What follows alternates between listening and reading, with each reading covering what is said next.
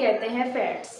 ठीक है, अब ऑयल और फैट्स जो होते हैं ना उनको ट्राइग्लाइसराइड्स भी कहा जाता है। क्यों?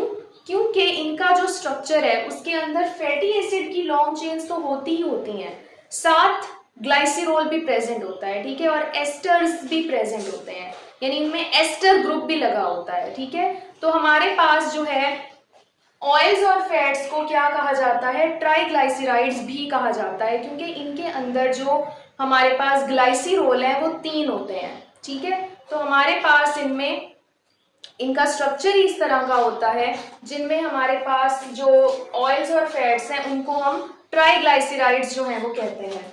अब इनकी हम थोड़ी सी डिटेल देख लेते हैं कि हमारे पास ऑयल और फैट्स जो हैं उनमें जो है वो क्या क्या, इनमें पॉइंट्स जो है वो क्या आ जाते हैं। तो हमारे पास जो ऑयल है वो बेसिकली लिक्विड फॉर्म में प्रेजेंट होता है। ठीक है, और हमारे पास जो फैट्स हैं वो क्या होते हैं? सॉलिड फॉर्म में प्रेजेंट होते हैं।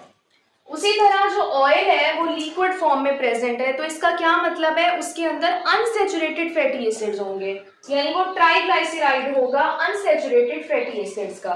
ठीक है, लेकिन जो हमारे पास फैट्स होते हैं वो क्या है?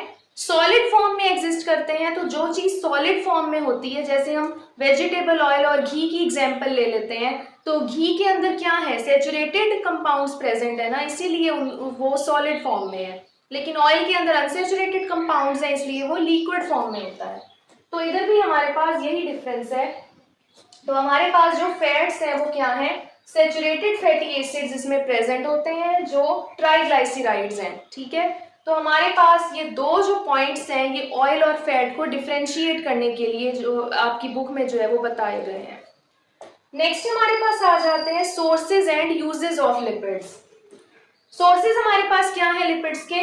कि हमारे पास एडिपोज टिश्यू सेल्स जो हमारी बॉडी में होते हैं उधर भी हमारे पास जो फैट्स हैं वो स्टोर हो जाते हैं। उसी तरह प्लांट के सीड्स में हमारे पास जो ऑयल्स होते हैं वो प्लांट के सीड्स से हम एक्सट्रैक्ट कर सकते हैं।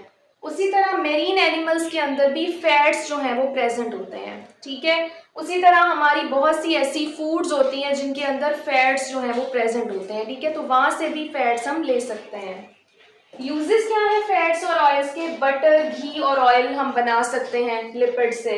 उसी तरह सनफ्लावर ऑयल बन सकता है। प्लांट के सीड्स की मैं बात करूं तो वहां से sunflower oil, coconut oil, olive oil, ये सारे जो ऑयल्स हैं वो प्लांट से आते हैं ना, तो ये हमारे पास ऑयल के सोर्सेज हैं। उसी तरह विटामिन ए, डी, ई ये भी हमें कहाँ से मिलते हैं? फैट्स और ऑयल से मिलते हैं, जो हमारी बॉडी के लिए बहुत ज्यादा